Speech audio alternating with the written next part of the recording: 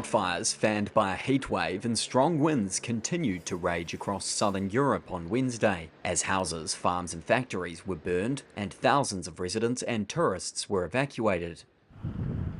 A wildfire near the city of Patras in western Greece prompted the evacuation of at least 25 settlements, with the fire setting alight a cement factory and sweeping through olive groves and forests.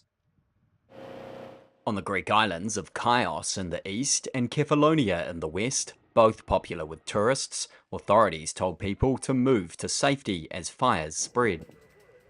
In Spain, a volunteer firefighter died from severe burns fighting fire in the central Castile and Leon region. Firefighters hosed down blazing houses and warehouses in villages, where more than 5,000 people were evacuated.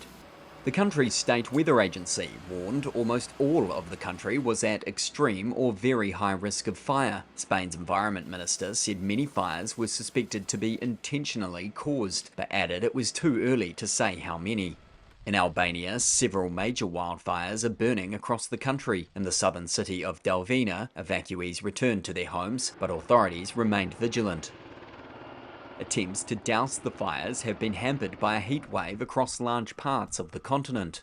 Spain was in its 10th day of soaring heat that peaked on Tuesday, with temperatures as high as 113 degrees Fahrenheit. Conditions are expected to last till Monday, making it one of the longest on record.